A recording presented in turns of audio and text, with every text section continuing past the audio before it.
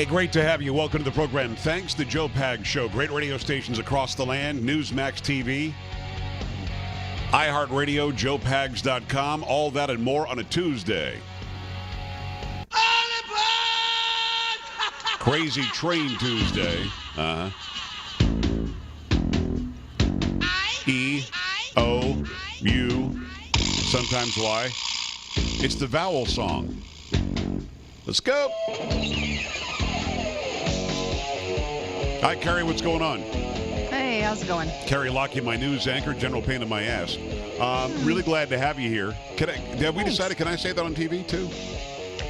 Well, you've done it many, many times, so I guess it's okay. So the cat's out of the bag is what you're saying? I haven't stopped you yet about it. No, it hasn't. So. It hasn't stopped. Nobody stopped me from doing it because I think that if you're on the air, no matter what the broadcast medium happens to be, if you're telling the truth, you're okay.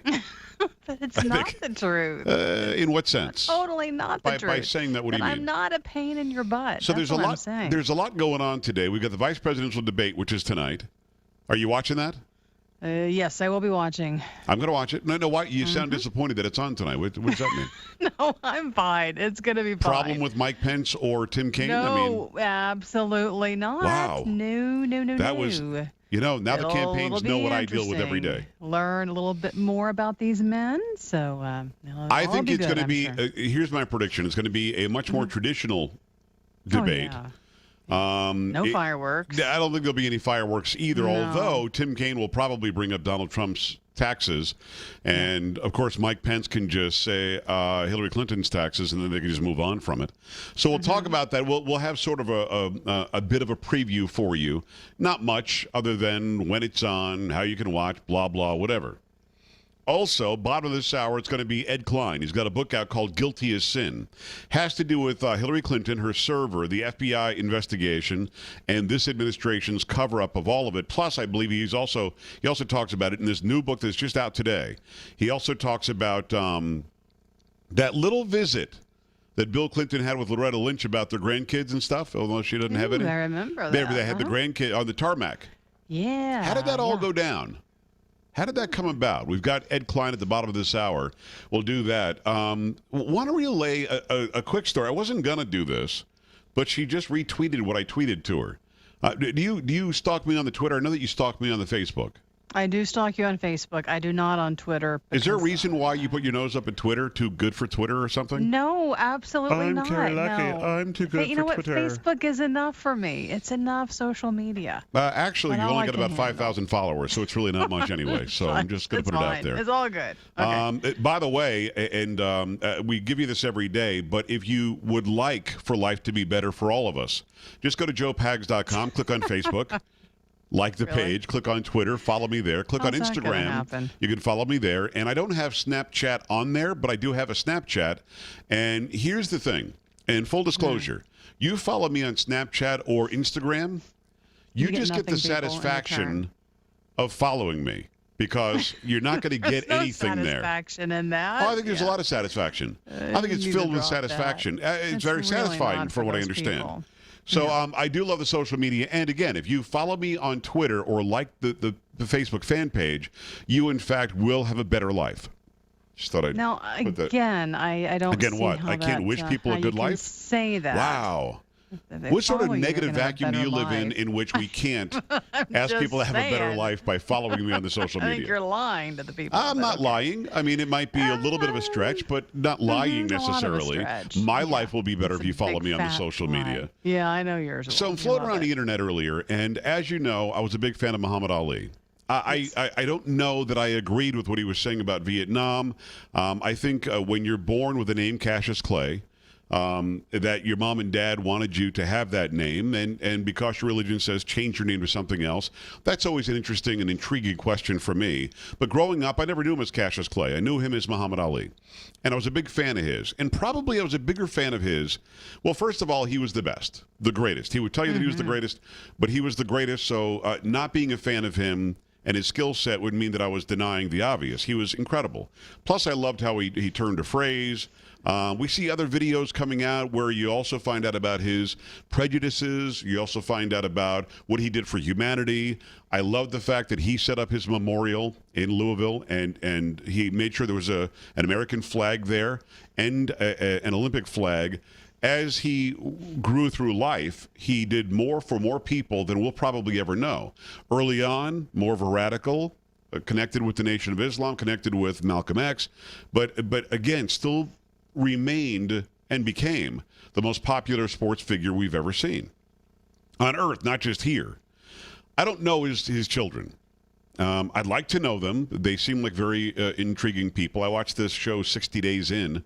You ever see that, the 60 Days In, where they send these people to jail who didn't do anything wrong? They go to jail, and one of his daughters was on that, and yeah, she seemed fine, a bit disconnected, but that's okay. I mean, being Muhammad Ali's daughter, I think that you are. The most famous child of Muhammad Ali would be Layla Ali. Layla Ali was also a boxer, gorgeous woman, probably a model too, certainly a fitness model. I've seen her on magazine covers. And she was on some online freaking Facebook Live blog for the Huffington Post, I think, which is, I believe they call themselves a publication. I thought it was a comic strip, the Huffington Post. I didn't.